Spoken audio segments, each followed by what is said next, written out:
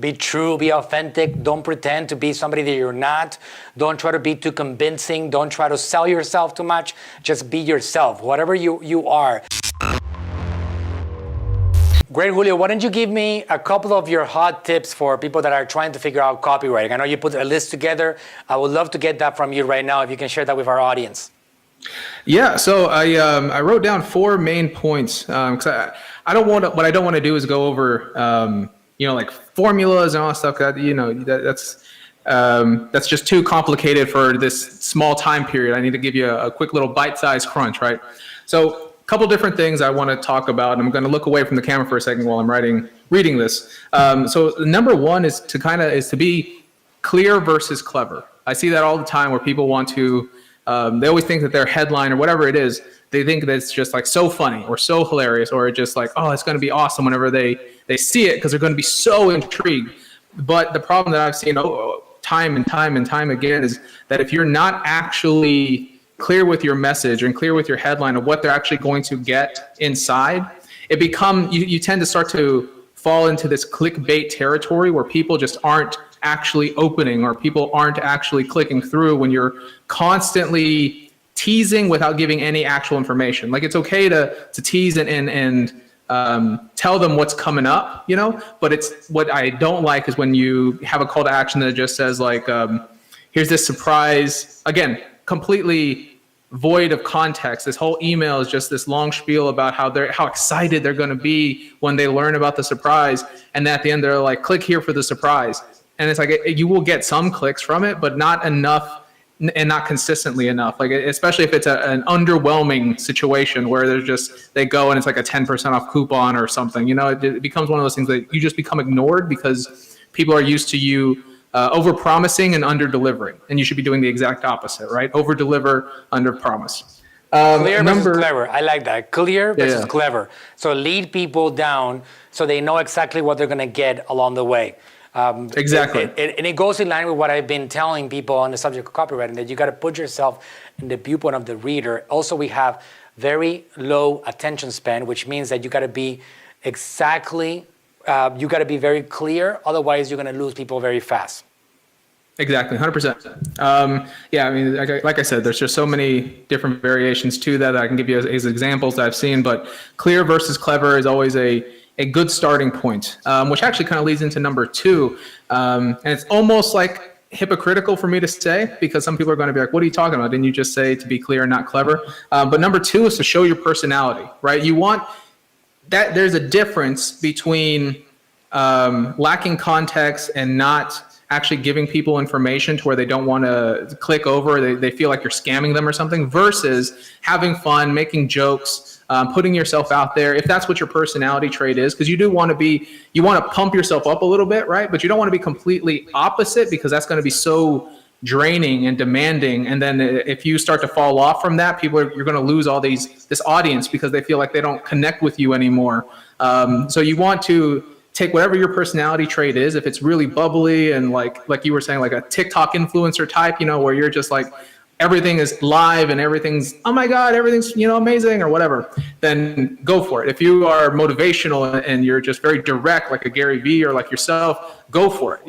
Your audience is going to resonate with what you do. You don't have to feel like you need to copycat the rising star that's beside you.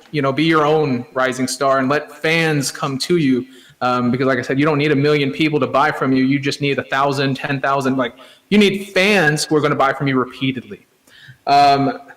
Did you have anything to add to that? I'm sorry, before I move on. 100%. I like it. Your personality, be yourself, be true, be authentic. Don't pretend to be somebody that you're not. Don't try to be too convincing. Don't try to sell yourself too much. Just be yourself, whatever you are. Some people are comfortable in front of a camera. Some people are not. Well, You got to develop a skill somehow. Either you yourself or somebody else around you. You have to write. You have to take videos. You have to do podcasts, whatever it is. But you be yourself. That's the way that you can do this long term. Because if you're not yourself, it becomes boring after a while, because you're faking it. You're pretending to be something that you're not. And that's going to be something that leads you down a road of eventually giving up on it. So that's good. I like that. that's why I really emphasize whenever I coach people through like agency building and stuff, I really emphasize the sales training part of it, because like I said, I was a corporate sales trainer or sales manager really. So part of that was training. And that's such a big part and there's so many people out there that say like, I'll teach you how to sell online, that have never sold a damn thing in their life. Like they've never actually gone out. They never opened their trunk to sell CDs. They never gone to, became an associate for a furniture company, whatever the hell, whatever it is, like they've never actually done anything for it.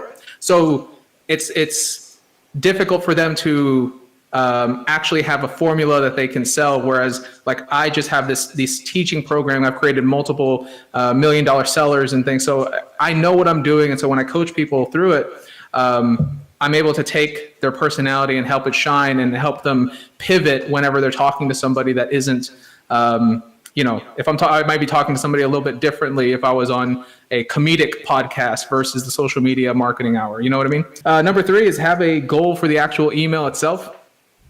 So anything you're writing, have a goal. What I like to do is I like to do an actual goal of like what the call to action is, but then I like to do an emotional goal. How do I want them to feel while I'm writing this? And then I go through our actual formula when it comes to writing emails and whatnot. And which actually leads to number 4, which is creating an email. And it doesn't have to be email. It could be, a sales page. It can be a landing page, whatever it is. There's 2 ways that I like to do it. And it's actually, I think this one's kind of dependent on personality too, because I like to do what I call writing the perfect sentence. So I get overwhelmed with the idea of like creating this email, and I don't know why, but or the sales page, whatever, I just get like bogged down on this, like, what am I going to say? How am I going to say it? And it's almost like the concept of getting a book, like if you're like, you know what, I'm going to write a kid's book, or I'm going to write a book, whatever it is.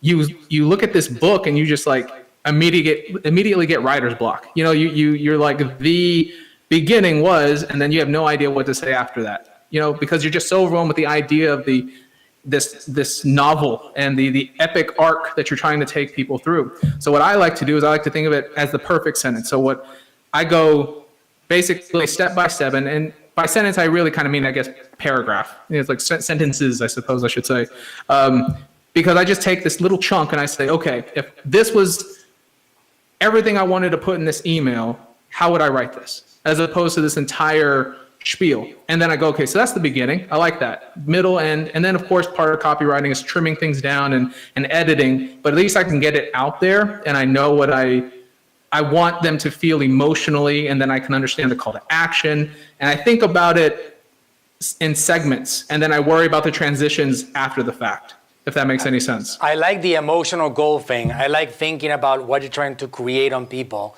Again, it goes back to putting yourself in somebody else's shoes so you can understand what you're going to be creating on that side, the emotional goal, and exactly what do you want to accomplish at the end of that communication. Do you want them to click somewhere?